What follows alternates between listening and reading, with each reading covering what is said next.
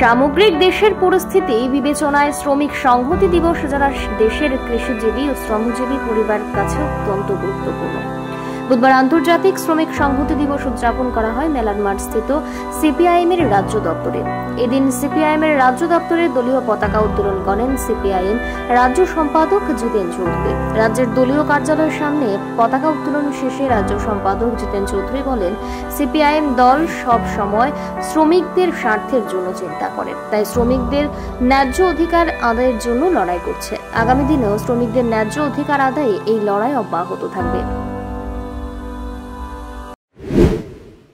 আজ ১ মে সারা পৃথিবীতেই এই দিবসটিকে আন্তর্জাতিক শ্রমিক সংহতি দিবস উদযাপন করা হয়।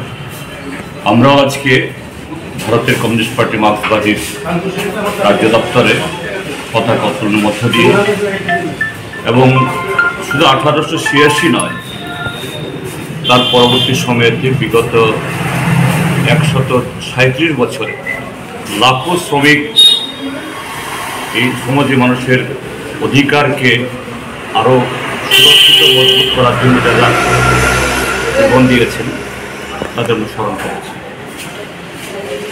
মে দিবস প্রত্যেক বছরই তাৎপর্যপূর্ণ, কিন্তু তারপরও এই 2024 সালের এই মে দিবস এটা সারা দুনিয়ার সারা পৃথিবীর আজকের রাজনীতি, সমাজ, অর্থনীতির প্রেক্ষিতে অত্যন্ত গুরুত্বপূর্ণ। এটা এই কারণে গত 1 দশকে আমাদের পৃথিবীতে 3 জন অতি স্বৈরাচারী নায়কের উত্থান হয়েছে। তার মধ্যে একজন হলো ডোনাল্ড ট্রাম্প, আমেরিকা, ইতিমধ্যে তার পতন ঘটেছে। দ্বিতীয়জন হলো ব্রাজিলের জাইর বলসোনারো, তারও পতন হয়েছে, অর্থাৎ পরাজিত হয়েছে, ক্ষমতাচ্যুত হয়েছেন। তৃতীয়জন হল ভারতের প্রধানমন্ত্রী নরেন্দ্র মোদী। আমরা এই অষ্টাদশ লোকসভা নির্বাচনের আবহে এবছর আমাদের দেশে নির্বাচন এই মে দিবস উদযাপন আমরা করছি।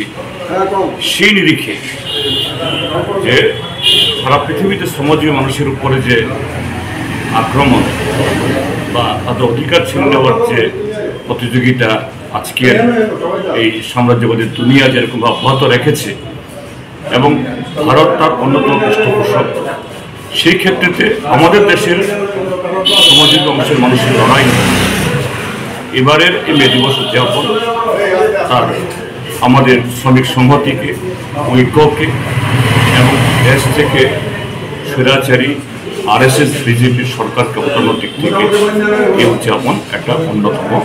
আমরা সেভাবেই এবারের এই মে দিবস উদযাপন করছি।